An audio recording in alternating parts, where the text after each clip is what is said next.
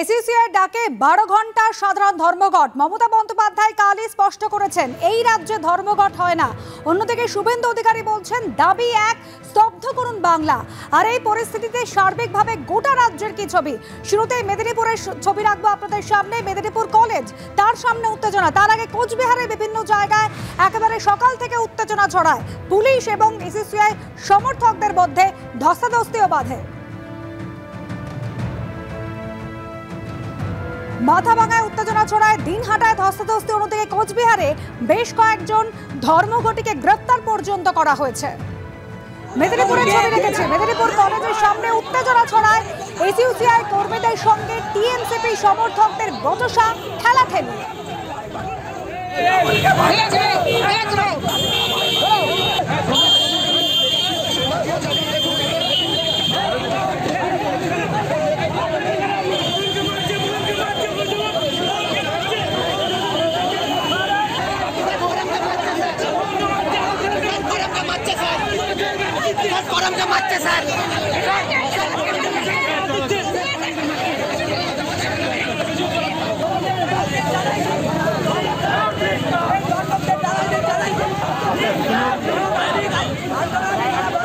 সরাসরি চলে যাবো আমাদের প্রতিনিধি সৌমেন চক্রবর্তী রয়েছেন আমাদের সঙ্গে। সৌমেন, যখন এই উত্তেজনা তৈরি হলো তারপর পুলিশ আসে ঘটনাস্থলে, পরিস্থিতি এখন কি নিয়ন্ত্রণে এসেছে? দেখো অনুষ্কা, বলে রাখি যে মেদিনীপুর কলেজের সামনে পরিস্থিতি নিয়ন্ত্রণে। তবে আমি এই মুহূর্তে যেখানে দাঁড়িয়ে রয়েছি মেদিনীপুরের কালেক্টরেট অফিসের সামনে, ঠিক আমার ঠিক পেছনে যেখানে এই মুহূর্তে একটি এসবিএসটিসির বাস দাঁড়িয়ে আছে, আমি দেখাবো ঠিক এইখানে কিছুক্ষণ আগে একটি বেসরকারি বাস দাঁড়িয়েছিল এবং সেখানে যখন এসইউসিআই সমর্থকরা সেই বাস থেকে চালককে নামাতে যান এবং বাসের যাত্রীদের নামাতে যান, সেইখানে কিন্তু পুলিশের সাথে ধস্তাধস্তি শুরু হয় এবং পুলিশ প্রথমে তাদের বাধা দিলে পুলিশের কোতোয়ালি থানার যে টাউন অফিসার রয়েছে তাকে প্রথমে মারধর করা হয় বলে অভিযোগ এবং তারপর পাল্টা ধস্তাধস্তিতে জড়িয়ে এসইউসিআই সমর্থক এবং কোতোয়ালি থানার পুলিশ আধিকারিকেরা।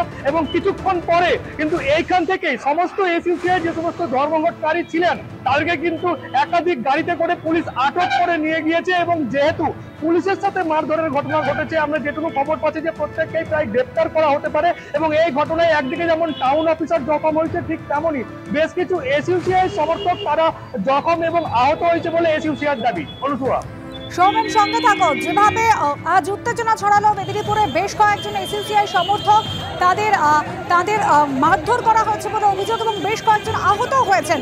উত্তেজনা ছড়ায় মেদিনীপুর কলেজের সামনে, পুলিশ আসে পরে এবং তারপর পরিস্থিতি নিয়ন্ত্রণে আসে।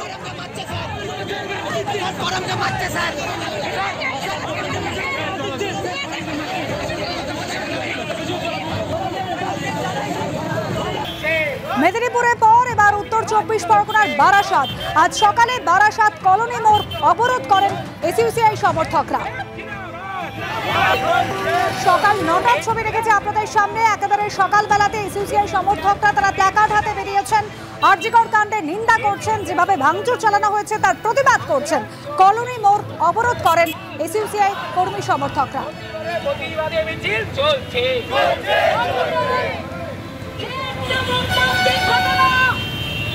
সমীরণ পাল আমাদের প্রতিনিধি রয়েছেন আমাদের সঙ্গে। সমীরণ, অবরোধ করা হয়েছিল বারাসাতের কলোনি মোড়, সেই অবরোধ কি এখনো চলছে?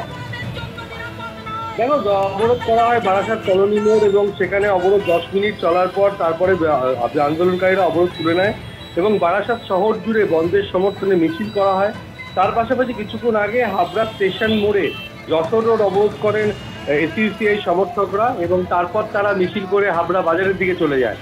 বারাসাত শহরে আজকে এসইউসিআই টাকা বন্ধ এবং সেই বন্ধের জেরে বেশ কিছু দোকানপাট এখনো বন্ধ রয়েছে এবং গোটা শহর জুড়ে এসইউসিআই তরফ থেকে বন্ধের সমর্থনে মিছিল করা হয় এবং বারাসাত কলোনি মোড়ে 10 মিনিটের জন্য অবরোধ করেন বন্ধ সমর্থনকারীরা। ধন্যবাদ সমীরণ। বারাসাতের কলোনি মোড় সহ বারাসাতের অন্যান্য জায়গাতেও সকাল থেকে বিভিন্ন জায়গায় বিভিন্ন সময় কিন্তু ধর্মঘটীরা তারা অবরোধ করেছেন। বিভিন্ন জায়গায় পুলিশ পৌঁছায় তারপর এবং তারপর অবরোধ তুলে দেওয়া হয়।